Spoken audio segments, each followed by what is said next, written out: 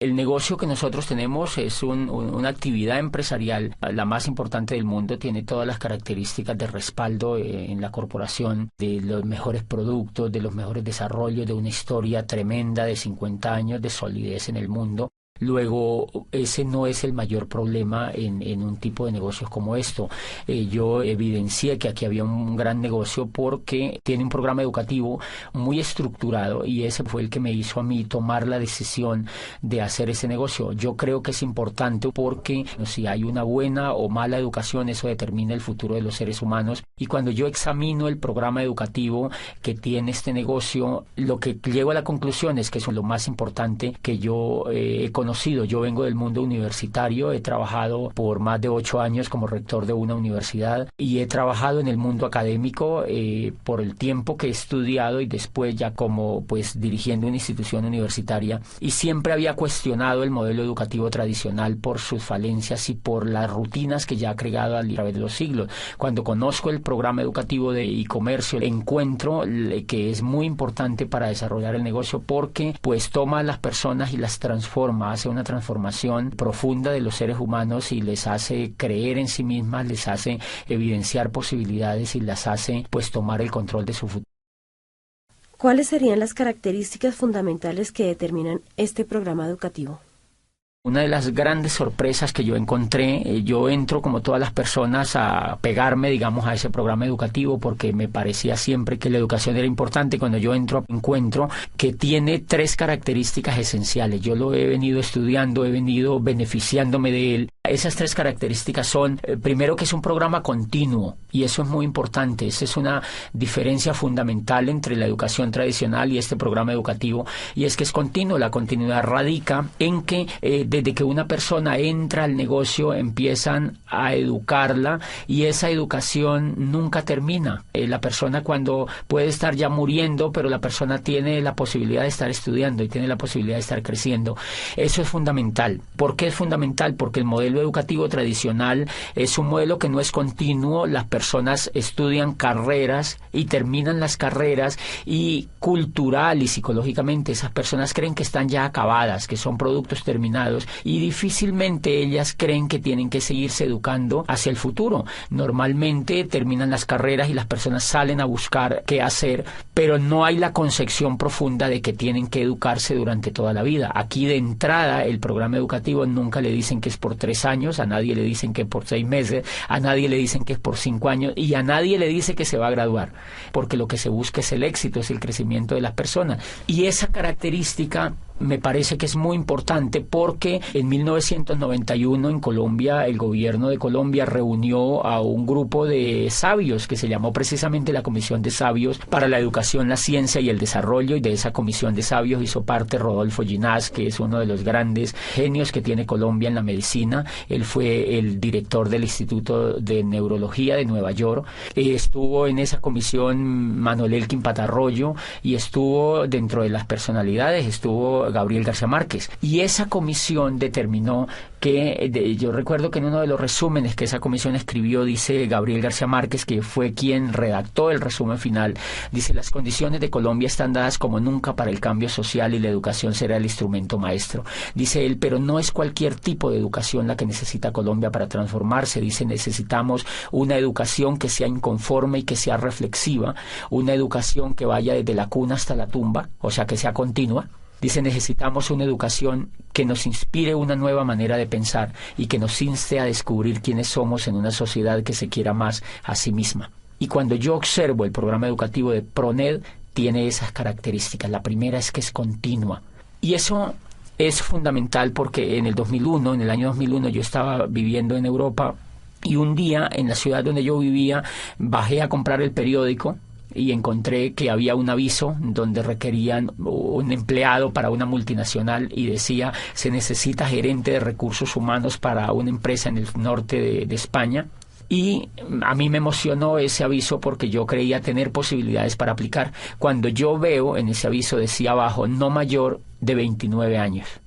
Entonces, ¿qué es lo que está haciendo eso? Lo que está haciendo ahí es que están limitando a las personas y creen que las personas, por no tener menos de 30 años, no son competentes para una empresa. O sea que están reciclando a la gente. La industria, uno de los pecados de la era industrial es que recicla a las personas, porque cuando ya no tienen las habilidades de la juventud, las desecha, y en ese sentido es porque el modelo educativo no es continuo. Si el modelo educativo fuera continuo, la empresa entendería que la persona, en la edad que tuviera, pues tendría las habilidades más despiertas y podría ser más productivo para la empresa. Pero como la empresa sabe que la persona ha terminado la carrera a los 21 años, entonces ya quiere que la persona trabaje esos 5 años, donde está el mayor auge de entusiasmo, trabaje para la empresa. Cuando ya va llegando a los 30 años, la empresa ya cree que esa persona no es competitiva.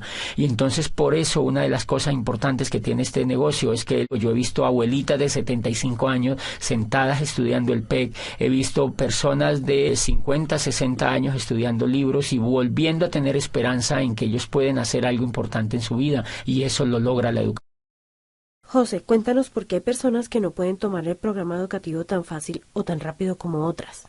En muchos casos es porque los líderes no los promueven lo suficientemente. Como este es un negocio de liderazgo, los líderes siempre tenemos que decirle a las personas qué es lo más importante para ellas. Y entonces pueden haber varias fallas. Una, que los líderes no están lo suficientemente comprometidos con lo esencial que tiene un negocio como estos, y es la educación. Y la segunda cuestión es que hay personas que definitivamente no quieren educarse, porque la educación es un asunto voluntario. La educación está allí para que la gente la tome, así como el éxito, así como el progreso, así como la abundancia, así como la posibilidad de avanzar en la vida es una opción. La educación también es una opción. Por fortuna estamos en un país donde pues las personas optan por educarse o no, donde todo es libre, y entonces aquí también ese es un elemento importante. Hay personas que no creen que sea importante para ellos, y ahí hay un tema de conciencia que hay que respetarlo. Una segunda característica que tiene ese programa educativo y que me parece definitiva es que es coherente. La primera característica es continuo, la segunda es que es coherente. La razón número uno, la cual me sorprendió a mí, es que los maestros que educan en el negocio tienen el resultado en la mano. Los exitosos que educan en el negocio son los únicos permitidos por el equipo educativo para que eduquen a otros, y eso es determinante en un programa educativo. Diferencia fundamental con el modelo educativo tradicional. El modelo educativo tradicional, no siempre o casi nunca los que educan tienen el éxito. Entonces, a mí me sorprendió ver que yo fui a un seminario y los que me hablaban en ese seminario eran diamantes. O sea, eran libres financieramente, y ellos me estaban enseñando a mí a ser libre financieramente. Entonces, obviamente, cuando yo escucho a alguien que tiene el resultado, eso me da confianza, eso me da fe, porque ella es una persona que tiene las mismas capacidades que yo, y entonces yo creo que yo también lo puedo lograr. Y eso en educación, desde el punto de vista pedagógico, es determinante, que la persona que eduque a otros tenga los resultados de éxito que está transmitiendo a las otras personas.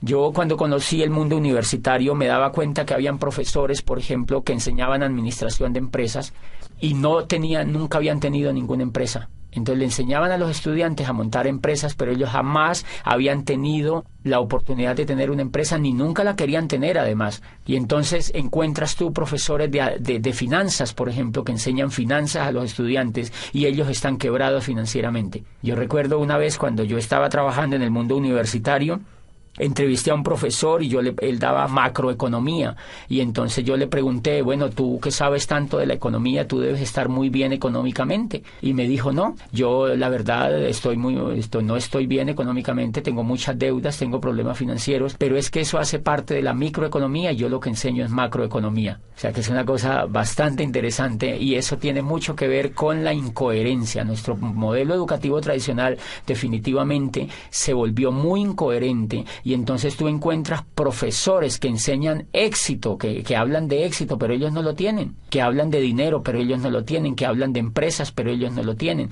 Y entonces ese es uno de los fracasos importantes del modelo tradicional. ¿Por qué? Porque los muchachos, como tienen ese espejo en sus profesores, ellos terminan duplicando a sus profesores. Y eso empieza a generarse una ola de pobres que educan a pobres, que educan a pobres, de pobres que educan a pobres, que se educan entre los pobres, y todos terminan siendo pobres. Entonces, por eso tú encuentras gente que les cuesta tener resultados financieros importantes, porque el reflejo y el espejo que ellos han tenido durante todas sus carreras por 20, 30 años de estudio ha sido de incoherencia. Y me hace acordar de una historia bellísima que leí en pedagogía alguna vez, de un muchacho que quería estudiar cacería de dragones, era en Oriente, y él había encontrado que existía, pues la mayor necesidad de esa región era atacar la plaga de los dragones que lo infestaban todo. Entonces su padre lo lleva donde el maestro Lin, que era el más dotado en este tema de cazar dragones, y entonces el muchacho se matricula allá. Empieza a aprender primer semestre cómo cazar dragones 1, segundo semestre cómo cazar dragones 2, tercer semestre cómo cazar dragones 3, etcétera, etcétera. Pasan los 5 años y él se gradúa como cazador de dragones.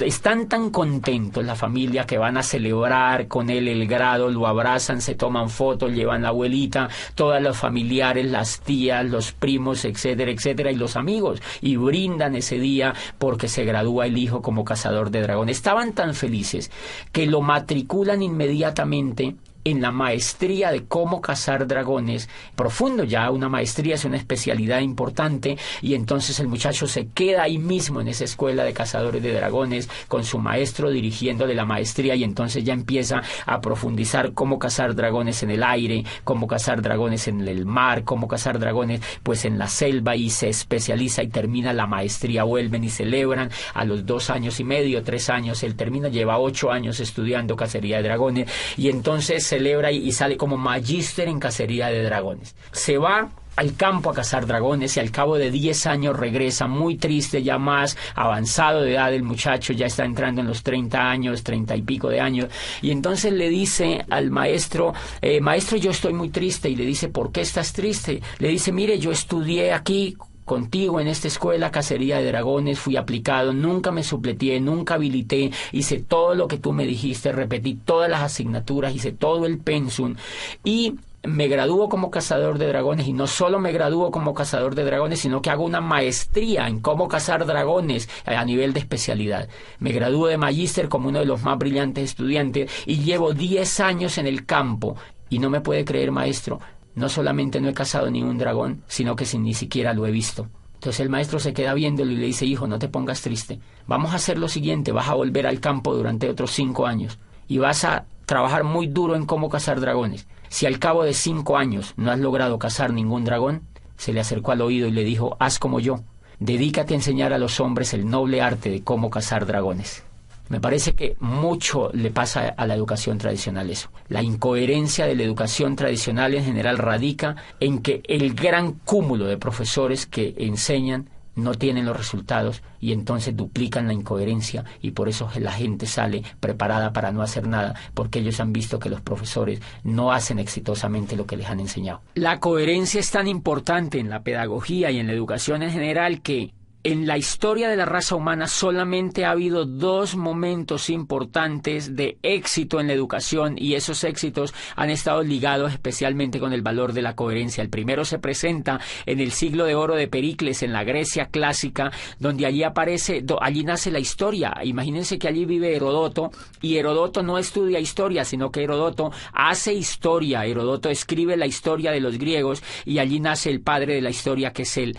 Él empieza a escribir sobre lo que le pasa a los griegos, y por supuesto que si una persona quería estudiar historia, suponiéndose que existiera una persona que quisiera familiarizarse con la historia, pues va donde Herodoto, porque Herodoto es el historiador. Y nace en el siglo de oro de Pericles Sócrates, vive Anaxágoras y vive Platón, y entonces ellos empiezan a crear las escuelas filosóficas más importantes que pues iluminaron a Occidente y siguen iluminando la filosofía occidental. ¿Qué era la característica de estos filósofos? Que ellos no fueron a estudiar filosofía, sino que ellos eran filósofos, o sea, eran coherentes, ellos hacían filosofía, y entonces, pues así Sócrates empieza a hablar a los jóvenes en las calles y en las plazas, y empieza a reflexionar sobre la vida, sobre los valores, sobre la amistad, y reúne a los jóvenes y les cuenta sobre la vida, sobre el universo, les habla sobre la belleza, etcétera, etcétera, y los jóvenes son extasiados escuchando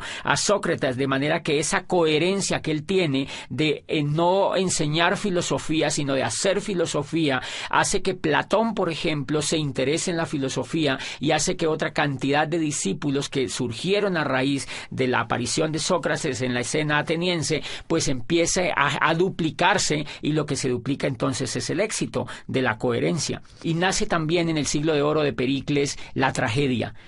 Nace la tragedia, y entonces allí vive pues Sófocles, Eurípides y Esquilo, los grandes creadores de la tragedia viven en ese siglo, y pues obviamente ellos no enseñan tragedia, ellos lo que hacen es que hacen tragedia, y lo que hacen es que enseñan con el ejemplo. Nunca antes se ha visto otra etapa más impresionante de gloria, de crecimiento y de creación que la que se da en el siglo de oro de Pericles, y ha sido pues el ejemplo máxime de la educación. Y paradójicamente allá nace la historia, pero no hay facultades de historia, nace la filosofía y no hay facultades de filosofía, y nace la tragedia, la gran literatura de los griegos, pero no hay escuelas de literatura. Entonces lo que hay son hechos concretos, hay maestros que hacen las cosas, y otros, si las quieren aprender, pues las aprenden realmente de los que saben. Y eso es tan importante que el otro momento que se presenta en el siglo XVI, prácticamente arrancando el siglo XVI, y es en lo que llamamos el Renacimiento. Allí, en la Florencia renacentista, se da otro milagro de la educación. Allí aparece el arte, aparece otra vez la filosofía renacentista, aparece el descubrimiento de las leyes físicas y de las leyes químicas, y aparece el renacimiento de la política, de la democracia con Maquiavelo. Aparece el planteamiento de teorías políticas que nunca se habían escuchado, básicamente en lo que plantea Maquiavelo, y aparece en el arte Miguel Ángel Buonarroti, aparece Tiziano, aparece Botticelli, y ninguno de ellos va a las escuelas de arte, sino que ellos van al taller de Verrocchio, van donde hay maestros pintando, donde hay escultores, donde hay realmente personas que son coherentes con el arte, y pues ellos han sido los grandes creadores del Renacimiento, la gloria, el espejo, todo el ejemplo que tuvimos hacia adelante en el tema del arte en Occidente. Por ejemplo, fíjense que toda esa coherencia hace que Newton defina su rol sobre la ciencia y desafíe los conceptos que se habían creado a raíz de las creaciones anteriores en el tema de la física. Y lo que se da en ese siglo, en ese siglo del Renacimiento, prácticamente en esa etapa, es que existen personas que son coherentes entre lo que piensan y entre lo que hacen. Nunca antes ni nunca después se presentó otro milagro de la educación tan impresionante como se dio en el Renacimiento y en el siglo de oro de Pericles. Y el último pilar que tiene este negocio es que es humanista. Y el humanismo radica en que el centro de todo el modelo educativo es el ser humano. No es el conocimiento, no es el horario, no son los útiles, no son los maestros, no son los esmeraldas ni los diamantes. Es el centro de todo el ser humano, es la persona que viene a educarse. Entonces, 1, le respetan hasta la decisión de si se educa o no. 2, le respetan hasta cuándo quiere educarse. 3, le respetan el tiempo, porque el programa educativo no tiene horarios. Lo hace la persona en su casa, lo hace cuando se levanta, lo hace cuando se acuesta, lo hace al mediodía. No tiene un horario como hace el programa educativo tradicional, que levanta a los niños a las 5 de la mañana para que se vayan a la escuela y le viola el sueño, le viola la esencia misma de las personas, que es el descanso. Los llevan a estudiar desde la madrugada a los niños con unos horarios determinantes que ellos no han escogido. Entonces el centro en este negocio del programa educativo, y por eso lo hace humanista, es el ser humano, no el conocimiento, no el intelecto, no los libros, no los profesores, no los horarios, sino el ser humano. El ser humano como centro educable hasta el final de los días. Como lo respeta como ser humano, sabe que el ser humano puede crecer desde que está con uso de razón hasta que muere. Y eso es un modelo completamente humanista. El humanismo radica, siempre que se mide un modelo humanista desde la pedagogía, se mide dónde está el ser humano y cómo se le respeta. Este modelo educativo lo que hace es crearle a la persona una inteligencia superior desde lo emocional, le genera esperanza, le genera valores, le genera principios, y todo lo orientado a la educación está basado en los valores intrínsecos del ser humano, ni siquiera en el intelecto, sino en los valores intrínsecos del ser humano. José, ¿qué diferencia hay entre el modelo educativo tradicional y el programa que estamos desarrollando en este negocio? Bueno, fuera de esas diferencias que son monumentales, son diferencias como, por ejemplo, que el modelo educativo tradicional se enfoca en la educación intelectual. Y resulta que los grandes descubrimientos que se han hecho en la pedagogía apuntan a que el éxito de las personas en la vida no está basado en el intelecto, sino en la emoción. Entonces, una diferencia nuclear del programa educativo es que no educa el intelecto, sino que educa la emocionalidad. Hay una obra de Daniel Goleman que se llama Inteligencia Emocional, es un profesor de Harvard y fue uno de los primeros estudios serios que se hicieron recientemente sobre el tema de la educación emocional, y empezó la pedagogía a darse cuenta que la educación emocional era mucho más importante que la educación intelectual. Me explico. Si nosotros observamos, por ejemplo, escuchando o leyendo, cuando uno lee lo que escribió Einstein, por ejemplo, dice Einstein que es más importante la imaginación que el conocimiento. Lo que lleva a Einstein a descubrir la teoría de la relatividad es la emoción. No es lo que él sabía de física, es la emoción, es el deseo de hacer algo nuevo, es el deseo de descubrir una teoría nueva, era el deseo de superar al maestro que había antes que él. Lo que lleva, por ejemplo, a Newton a descubrir la teoría, la gravedad, todo el tema de la gravitación, es porque él quiere progresar frente a lo que había antes. Lo que lleva a Galileo Galilei a perfeccionar el telescopio de Hans Lippershey y ver las estrellas y decirle al mundo que el centro del universo no era la Tierra, que estaban equivocados y que llevaban 2000 años equivocados, fue el deseo de superar a Ptolomeo, que había existido miles de años antes y que habían educado a la gente con un paradigma que Galileo cree que es falso y lo demuestra. Entonces, fíjense que allí prácticamente no hay juego de intelecto, lo que hay es un juego de emocionalidad. Y si uno examina, es el deseo de superar, es el deseo de traspasar las barreras, es el mismo deseo que tiene el atleta olímpico de superar la barrera de los 100 metros, es el mismo deseo que tiene el ciclista de correr el Tour de Francia y ganarle al otro, es el mismo deseo del Guinness Record de superar. O sea, el ser humano desde que está en la faz de la Tierra siempre ha tenido el deseo de ser mejor, el deseo de crecer. O sea que lo que impulsa a los seres humanos no es el intelecto, es la emoción, y paradójicamente la emoción es la que no se educa. La emoción no se educa ni desde la casa, o más bien se deseduca.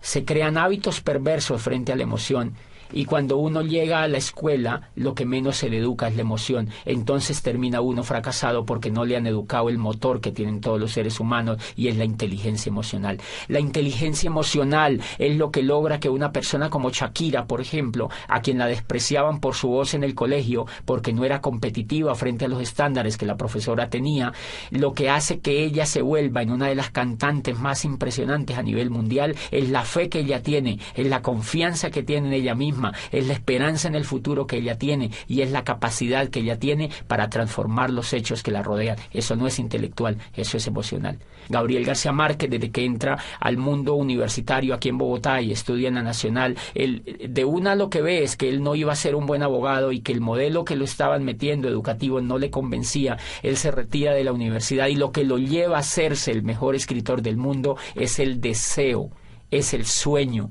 es la capacidad de querer progresar y la capacidad de creer en sí mismo. Y ahí hay un elemento fundamental que se llama la capacidad de soñar.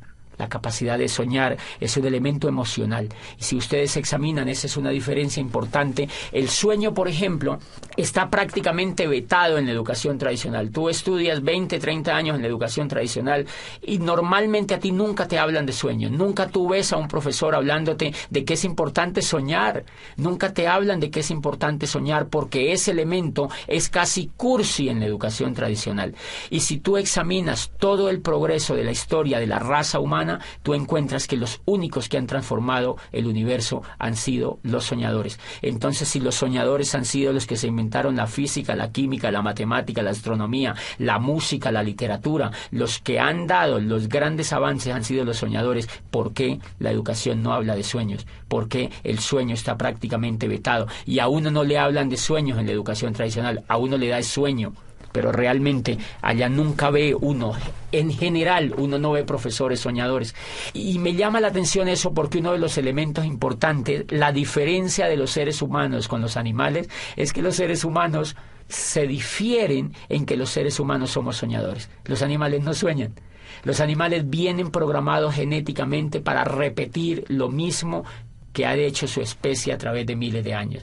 La abeja repite el mismo panal, la hormiga repite el mismo hormiguero, el cerdo repite el mismo comportamiento de los otros animales. Y entonces, si la diferencia de los seres humanos con los animales es soñar, quiere decir que un modelo educativo que no nos enseñe a soñar no nos está humanizando, sino que nos está animalizando. Cuando yo entré a este programa educativo y encontré que el centro de todo el programa educativo era hablar de sueños, era volver a poner a la gente a soñar, era diciéndole a la gente, tú puedes lograr lo que tú quieras, tú puedes construir el futuro que tú quieras, tú puedes aprovechar este vehículo y cambiar la historia de tu vida, tú puedes imaginarte un futuro mejor. Ahí me di cuenta que estaban humanizando al ser humano. Y entonces me di cuenta que llevaba yo 20 años acercándome más a la raza animal que a la raza humana mediante la educación. Esa es una trampa que la educación tradicional no ha descubierto todavía y que hay intentos por progresar, pero es tan grande. La educación tradicional lleva más de 800 años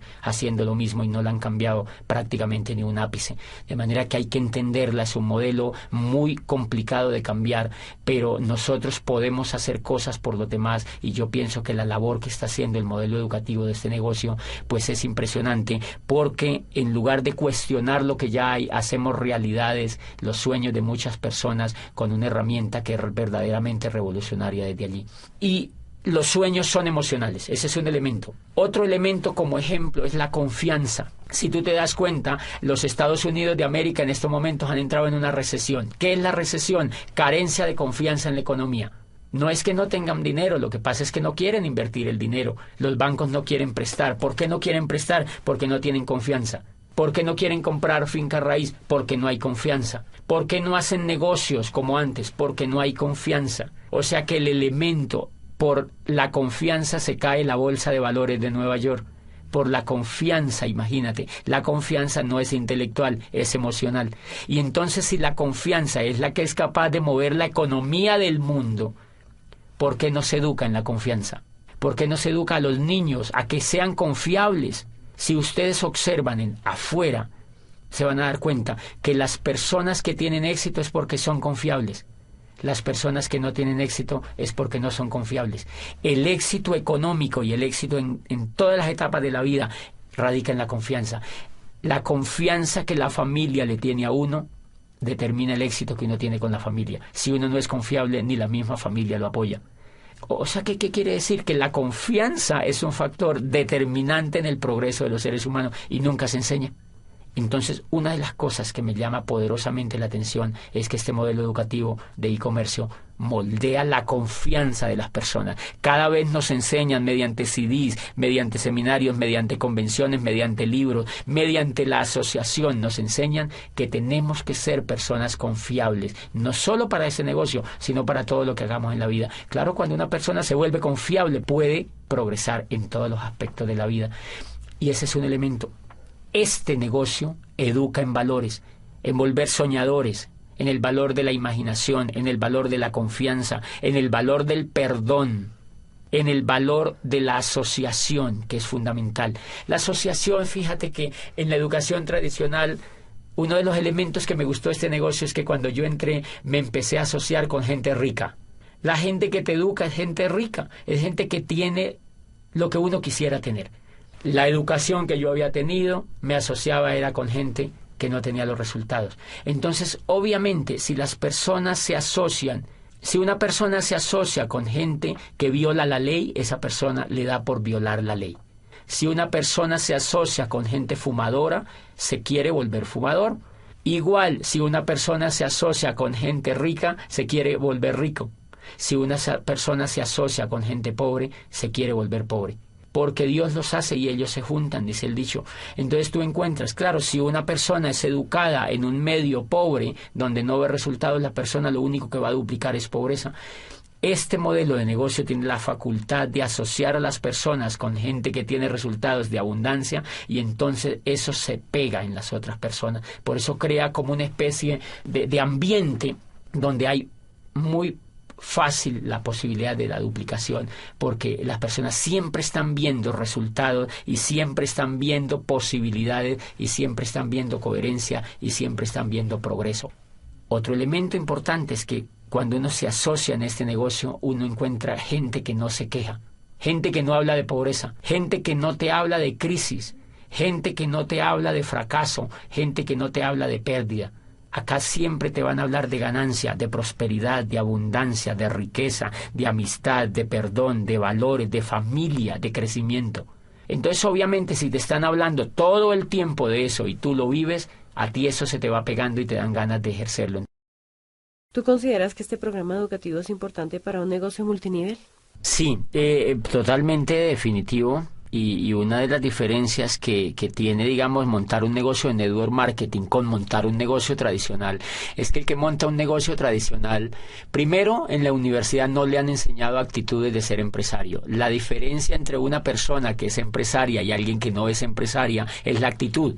Por ejemplo, la persona que nunca ha sido empresaria, no importa que haya estudiado administración o que haya estudiado negocios, es que esa persona normalmente viene llena de miedo. A ella le da miedo arriesgarse, y el riesgo es emocional. Como nunca ha sido educada en emoción, no ha tenido inteligencia emocional alrededor de su educación en general, esa persona vive llena de miedo. Por eso se ha ido a estudiar una carrera, porque la persona no realmente, si quisiera ser empresaria, creo yo que no se iría a hacer una carrera, porque si usted examina, los más grandes empresarios del mundo no han estudiado carreras. Para ser empresario no se requiere información intelectual, se requiere tener valores de empresario, y eso no lo enseñan en el sistema educativo tradicional. Entonces, ¿por qué es importante un programa educativo como el de e-comercio? Porque este programa enseña valores para ser empresario.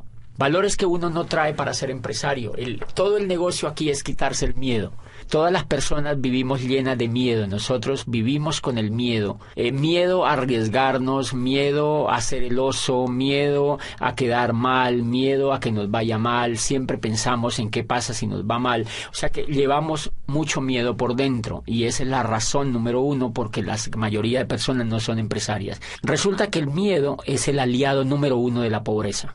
O sea, el miedo y la riqueza no la van. El miedo y la riqueza no la van, entonces la pobreza se alía con el miedo. Y si tú observas, por ejemplo, cuando el mundo del empleo es un mundo que lo explota el miedo.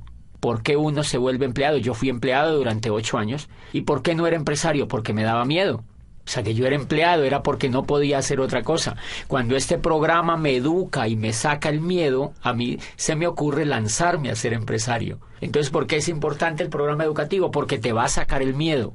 El miedo siempre vive con uno. Lo que pasa es que el programa educativo lo minimiza, lo arrincona, lo manda a espectros donde uno no lo necesita. Y cada vez que uno se educa emocionalmente en ese negocio, el miedo se aminora. Los seres humanos en cuestiones con el miedo somos como un demaquillante. El demaquillante normalmente tiene mitad de agua y mitad de aceite. Entonces, normalmente nosotros salimos de las carreras o llegamos a la vida así, con mitad de miedo y mitad de coraje. Pero normalmente el miedo gana, porque es más fácil no hacer las cosas que hacerlas, obviamente. Entonces, lo que hace el programa educativo es que nos agita. Hagan de cuenta que se agita ese demaquillante, y el miedo se mezcla con el coraje.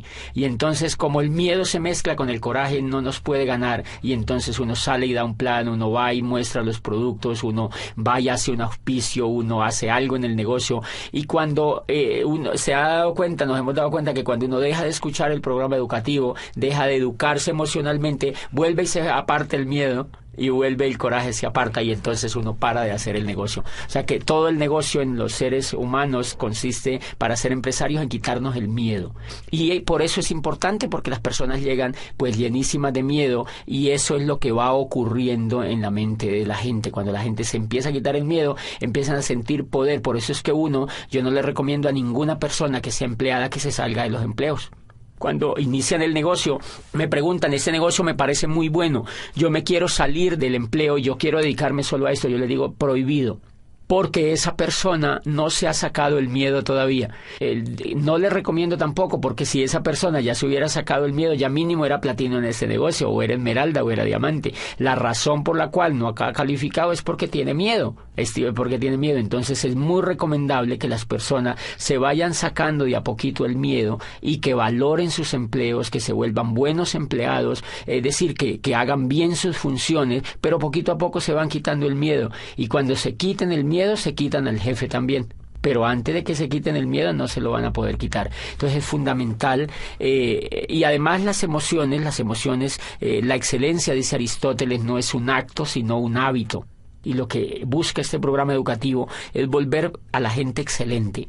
Y entonces, ¿por qué hay que pegarse al programa educativo? ¿Por qué es importante para un empresario? Porque le va a quitar el miedo y porque le va a generar el hábito de la excelencia. Y eso no se genera en un día, tiene que generarse en un proceso. Bueno, José, entonces, ¿qué le dirías tú a aquellos empresarios que ven el sistema educativo como un gasto?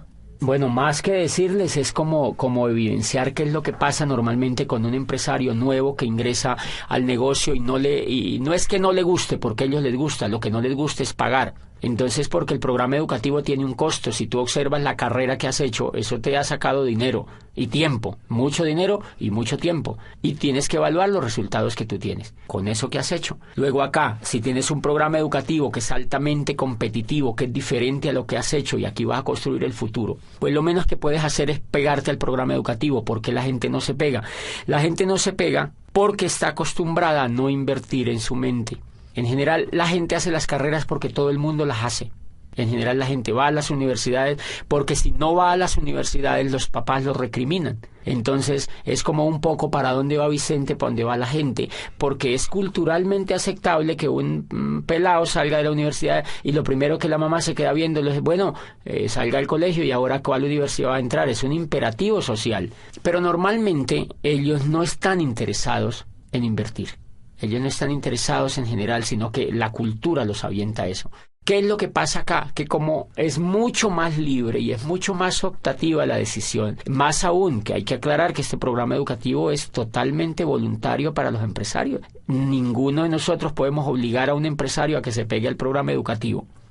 La gente en general no se pega porque están acostumbrados a invertir pues un poquito del pecho para abajo. O sea, invertimos es en comida, porque si no invertimos en comida nos morimos.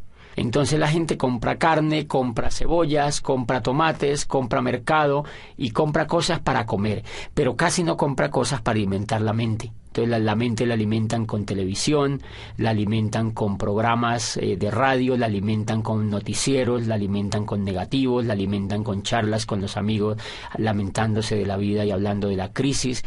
Entonces ese tipo de alimentación tiene muy negativizado al ser humano. Y claro, cuando ellos entran acá creen que eso no se puede cambiar porque es como un disco duro que ya viene grabado. Entonces las personas normalmente no se conectan por un hábito que tienen de no invertir en su mente. Entonces lo que uno tendría que ayudarles es a que ellos tomen el hábito de invertir en su mente, porque si no toman el hábito de invertir en su mente no hay absolutamente nada que hacer con una persona, porque yo creo que si una persona no se pega al programa educativo, pues tiene muchas dificultades en generar un negocio próspero. Puede hacer un negocio minorista, pero no puede hacer pues un negocio próspero. Entonces yo les recomiendo a todos los empresarios que se peguen al programa educativo y que hagan todo lo que les dicen sus líderes, sobre todo los líderes que ya tienen los resultados. José, ¿tú crees que una persona siendo profesional le sea más difícil entrar a este sistema educativo? Yo creo que eso depende mucho de la actitud de la persona empresaria que entra al negocio. Hay muchos casos de profesionales con una excelente actitud para educarse, pero tenemos montones de casos de profesionales que ven el negocio y son renuentes al conectarse al programa educativo. ¿A qué acuso yo esa renuencia? Creo que esa renuncia tiene que ver con lo que ellos creen que son. Como ya son médicos, como uno ya es abogado, como uno ya es ingeniero, entonces uno se cree producto terminado. Y ellos no tienen la culpa, ellos Así los han hecho creer. Eso se lo ha hecho creer todas las décadas que llevan de estudio y los grados que les han dado. Entonces se creen productos terminados y creen que esto es un jueguito, que esto es, o sea, una cosa allí, pues como para decidirlo de manera sencilla. O sea, no creen que sea tan importante porque se creen productos terminados. Pero cuando ellos van, digamos que entra un ingeniero, yo he tenido casos de ingenieros civiles que me dicen, yo entro a eso y eso me gusta y yo sé que eso es espectacular como negocio. Y empiezan a dar planes, empiezan a trabajar, empiezan a querer auspiciar, empiezan a querer construir el negocio y se frenan y vuelven a mí y me preguntan, no sé qué es lo que me pasa. Lo que pasa es que yo voy donde la gente y me dice que no, yo a veces contacto a la gente y me dejan plantado y obviamente para un profesional de esos pues un resultado de eso lo golpea. Cuando yo los escucho me dicen, no tengo resultado, yo le doy y le doy y le doy y no avanzo. Entonces yo advierto muchas cosas. Él se empieza a dar cuenta de que le falta algo que él no sabía que le faltaba. Y es, por ejemplo, coraje, disciplina, perseverancia. Él se quiere rajar. Por muy ingeniero que sea, él se quiere rajar al segundo mes. O sea que él en ese momento le está faltando inteligencia emocional. Él es buen ingeniero, pero como empresario no tiene inteligencia. Entonces, él en ese momento, antes de conectarse al programa educativo, él no se da cuenta que le falta la inteligencia emocional suficiente para ser empresario. Entonces, creo que esa es una de las razones. El sentirse producto terminado, fíjense que la ignorancia, decía Platón, no es un estado de escasez, sino un estado de llenura. Y entonces cuando uno es profesional, uno se siente lleno, uno se siente que se va a comer el mundo, uno cree que ya todo lo sabe. Entonces que nadie le puede venir a enseñar otra cosa. Y dice Platón, ese es el peor pecado que se comete frente al conocimiento, porque la ignorancia, dice, si fuera un estado de vacío, pues simplemente bastaría con llenarlo y se solucionaría el problema. Dice, pero como es un estado de llenura, lo que la persona tiene que vaciarse de todo lo que no sabe, de lo que cree que sabe, pero que no lo sabe, para que pues se vuelva un poco noble y empiece a aprender otras cosas. Entonces la dificultad radica allí cuando esa persona entienda que creo que es más con un estrelle que él se pegue cuando arranque el negocio y se da cuenta que la gente no le hace caso, que la gente que entra no quiere estar con él, que la gente que entra se raja y normalmente es por problemas de confianza porque no confían en él, es por problema de que no lo ven entusiasmado. Y todo eso es emocional, entonces él tiene que empezar a educar ese tipo de emociones si lo que quiere es hacerse esmeralda o diamante en ese negocio. Retomando un poco sobre lo que dijiste anteriormente, háblanos sobre la coherencia y la práctica. Este tema de coherencia y práctica es fundamental, sobre todo en este negocio. Miren, cuando yo entré me sorprende que la persona se conecta al programa educativo, o sea que lo educan exitosos, pero a la vez le dan el negocio para que vaya practicando. No le dicen vas a conectarte 5 años y después le vamos a montar un negocio. Eso sería repetir el esquema tradicional. Acá lo que le dicen es se va a conectar a un programa educativo y ya le montamos el negocio. Empiézalo a practicar. Entonces, ¿qué pasa? Que la persona cuando aprende y practica, aprende 2 veces. Y entonces esa persona tiene la posibilidad de aprender muy rápidamente, que es lo que creo que es una tremendísima falla pedagógica en el modelo educativo tradicional. Y es que a las personas se les hace ir, mire, si tú sumas, uno va al antejardín, al jardín, a la media vocacional, a la escuela, al bachillerato, y termina haciendo posgrados. Y si tú examinas durante esos 20 o 25 años, tú nunca has practicado nada. Entonces, en pedagogía existe un tema tremendísimamente desarrollado hoy en día que se llama la programación neurolingüística, y es que de acuerdo a al modelo de pensamiento en que tú estés enfocado, aprendes ciertas cosas o desarrollas ciertas habilidades o no. ¿Qué es lo que yo veo en la educación tradicional? Que como uno entra desde chiquitico hasta los 20 y pico de años, son 20 y pico de años en la educación tradicional, y el componente que existe es que uno no hace nada. Entonces, eso es una programación neurolingüística indirecta o casi directa. Como tú no haces nada durante 20 y pico de años mientras te estás estudiando, adivina qué aprendes a hacer. Nada. Y por eso es que después, ya cuando uno realmente empieza a aprender a hacer algo exitoso, es cuando ya está viejo o cuando ya está de mayor edad, porque ha pasado la mayoría del tiempo sin hacer nada. En cambio, una sorpresa tremenda en este negocio es que cuando la persona ingresa al negocio, le montan un negocio para que empiece a practicar. Entonces él ejerce el tema de aprender mediante el error. Aprende, practica y comete errores. Aprende, practica y comete errores. Entonces, él mismo va viendo cómo es que él mismo tiene que superar los obstáculos, porque él mismo es el que está practicando. No otro por él, ni en piloto simulador, sino en la realidad. Él sabe que cuando raja a una persona, por ejemplo, es porque es mal comunicador, en muchos casos. Él sabe que cuando contacta y no logra auspiciar a la persona es porque es un mal comunicador. Entonces, aprende que él tiene que mejorar esa habilidad de comunicarse mejor, etcétera, etcétera. Pero realmente lo importante allí es que la teoría y la práctica van completamente hiladas desde el primer momento del accionar pedagógico del modelo educativo de PRONED, ¿no? Y bien, eso hace pues que hayan tremendas posibilidades de éxito. Yo mismo me pongo a examinarme. Yo estoy durante 20 y pico de años en la economía tradicional y en la educación tradicional, y el éxito en lo que yo hago, pues en lo que yo quería hacer con mi vida, era mínimo, realmente mínimo, tanto que al nivel de frustración me había llevado. Este programa educativo en 4 años ha logrado lo que ningún programa educativo pudo hacer con la vida mía. Por eso pienso que el valor tremendo que tiene, y el valor pues lo tiene muy, muy empotrado en la coherencia. ¿Cuál sería tu mensaje final para los empresarios? Bueno, yo creo que redondeando esto, Sonia, es pues entender un poco que lo que se está haciendo. A mí me llamó la atención un libro que me leí de Robert Kiyosaki que se llama El cuadrante del flujo del dinero, y él explica que la pobreza y la riqueza tienen que ver es con la mentalidad que la gente tiene, y eso pues como que reafirmaba mucho más lo que yo ya había venido sospechando que era por allí. Y entonces él dice que hay un cuadrante y que en el lado izquierdo del cuadrante están los empleados y los autoempleados, y dicen los empleados o los autoempleados. Los empleados ya sabemos quiénes son y ya hablamos de que es un poco el valor que rige los empleados. Dice Kiyosaki, es el miedo a hacer otra cosa por sí mismo. Dice, el valor que rige los autoempleados es un poco de libertad, pero realmente terminan siendo empleados porque ellos mismos son los que se proveen la seguridad social, el sueldo, y para ellos es lo que quede es lo último que queda para ellos. Ellos primero tienen que pagar. Si tienen un pequeño negocio, si son médicos, pues no tienen tiempo. Ellos tienen que proveer a sus familias y ellos mismos no tienen jefe, pero ellos son su propio jefe. Los clientes son sus propios jefes. O sea que realmente no tienen libertad. Ellos buscan libertad, pero no la tienen. ¿Qué los hace estar anclados en ese cuadrante izquierdo? Lo que los hace estar anclados es la forma de pensar que tienen. Entonces dicen, en el lado derecho del cuadrante están los dueños de negocio y los inversionistas, y ahí es donde está la riqueza. Los dueños de negocio dice Kiyosaki, son personas que tienen más de 500 empleados. Si uno no tiene en una empresa más de 500 empleados, pues eso no está considerado como un negocio que te dé libertad. Y dice, y los inversionistas son aquellos que les sobra el dinero. Después de vivir bien les sobra dinero, y entonces ese dinero ellos lo invierten. Y dice, todo el secreto para generar prosperidad radica en cambiarse de cuadrante.